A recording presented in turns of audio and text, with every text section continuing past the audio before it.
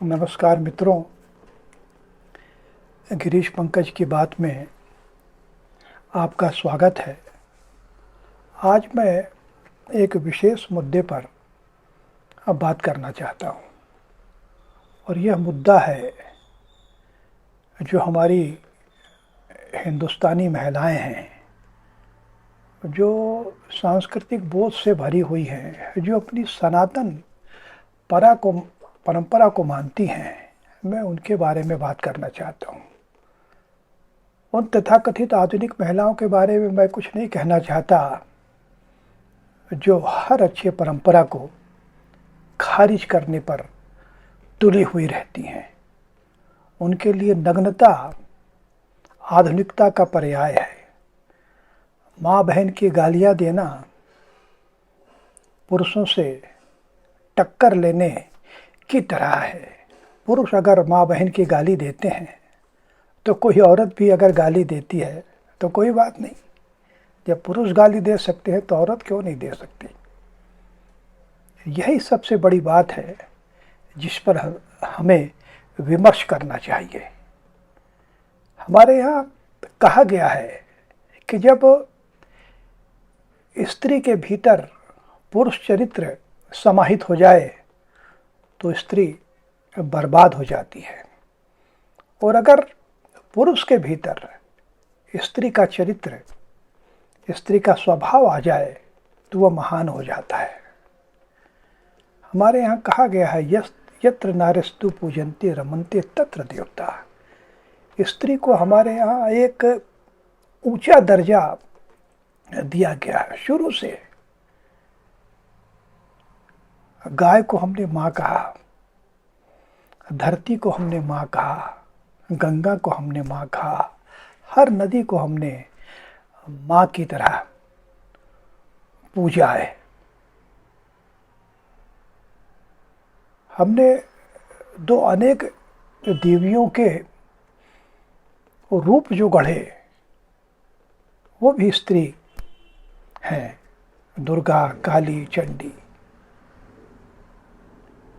कहने का मतलब यह है कि स्त्री को शुरू से बड़ी प्रतिष्ठा दी गई, लेकिन कुछ पाखंडियों ने यह प्रचारित करना शुरू किया कि भारतीय समाज में, खासकर हिंदू समाज में, स्त्रियों का बड़ा शोषण होता है।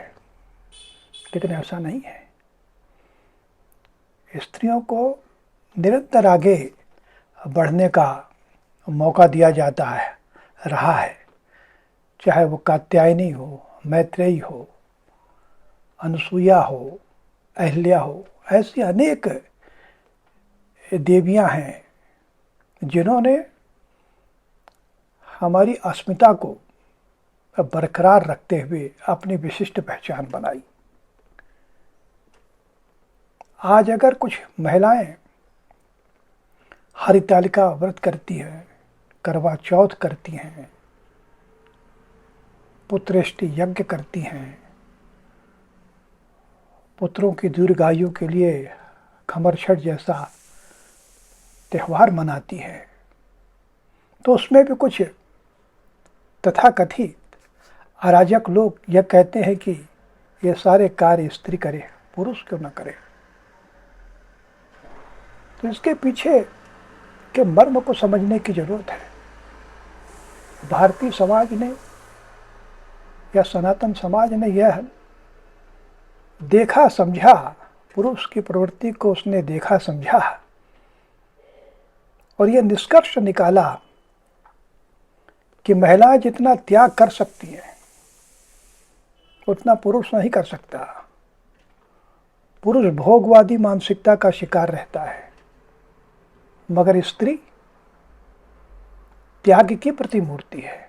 उसके अंदर में करुणा की अजस्र धारा बहती रहती है। इसलिए वे सारे दुख को सह करके व्रत पूर्ण कर लेती है। उपवास, दिन भर उपवास रह करके वह अपने बच्चे, अपने पति की दीर्घायु की कामना करती है। निर्जला रहकर वह ऐसा करती है। लेकिन खा पीकर अघाई महिलाएं इस त्याग को नहीं समझ सकती। उन्हें लगता है यह स्त्री का शोषण हो रहा है। ऐसा कहकर वे अपने आप को सुविधा में डाल लेती हैं। ऐसा कहकर वे किनारे हो जाती हैं, मगर मन ही मन वे भी समझ नहीं है कि वो किस धारा में बह रही हैं, किस पतन की ओर इस देश को और समाज को ले जा रही हैं। स्त्री अगर त्याग करके अपने जीवन को तपपूर्ण बना रही है तो वो उस महान सनातन परंपरा का ही प्रतीक है जो धीरे धीरे अब लुप्त होती जा रही है। इसलिए आज 21वीं सदी में भी अगर मैं कुछ महिलाओं को करवा चौथ करते हुए देखता हूँ, हरतालिका व्रत करते हुए देखता हूँ, तो मेरा सिर श्रद्धा से झुक जाता है। पूरी दुनिया में और कहीं ऐसी महिलाएं नहीं मिल सकती जैसी महिलाएं भारत देश में हैं, जो सनातन परंपरा को मानती हैं, मानवीय मूल्यों को समझती हैं। तो मैं ऐसी महिलाओं को प्रणाम करता हूँ, और जो ऐसी महिलाओं की निंदा करते हैं मैं उनकी भर्त्सना करता हूँ। ये वह लोग हैं जो इस सनातन राष्ट्र के मर्म को समझ नहीं सके हैं। भारत विश्व गुरु रहा है, विश्व के लोग यहाँ आकर के शिक्षा ग्रहण करते हैं। आज भी जब हम मथुरा, वृंदावन, अयोध्या जाते हैं तो वहाँ बहुत सारी विदेशी महिलाएं हमें दिख जाती हैं, जो सारा वैभव छोड़ करके भारत में आकर के भगवत भजन में रमी हुई हैं। तो वे सब क्या गंवार हैं, पिछड़ी हुई हैं? नहीं, वे सत्य को समझ चुकी है कि अंततः भगवत भजन, आध्यात्म ही जीवन का उत्थान का अंतिम लक्ष्य होना चाहिए। तो आज इस अवसर पर मैं बस इतना ही कहना चाहता हूँ उन महिलाओं से जो फटी हुई जीन्स और टॉप पहनकर अपने आप को आधुनिक समझती हैं और माँ बहन की गालियाँ देकर अपने आप को बोल्ड बताने की कोशिश करती हैं। वे बोल्ड नहीं हैं, वे संस्कृति की पिच पर क्लीन बोल्ड हो चुकी हैं और दूसरों को भी करना चाहती हैं। तो ऐसी महिलाओं से हमारी आदर्शवादी महिलाएं सावधान रहें और जो काम कर रही हैं वे करती रहें।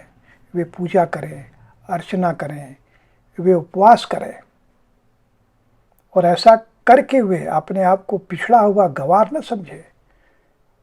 वे उन्नति के शिखर तक पहुँचे, वे आईएएस बने, आईपीएस बने, राजनेता बने,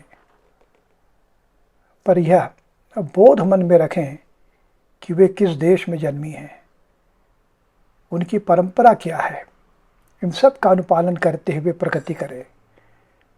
उनका अगर शोषण कहीं होता है तो उसका प्रतिरोध करें, मगर अपनी परंपरा से जुड़ना, अपने सनातन बोध से जुड़ना उनका शोषण नहीं है, वरन एक तरह से उनका आत्म परिमार्जन है। उस परंपरा को बनाए रखें। मैं करवा चौथ करने वाली महिलाओं को प्रणाम करता हूँ, जो हरतालिका व्रत करती हैं उनका अभिनंदन करता हूँ, और जो बच्चों की दीर्घायु के लिए पूजा करती हैं उनका नमन करता हूँ। उन सबका को बहुत बहुत प्रणाम, बहुत बहुत साधुवाद।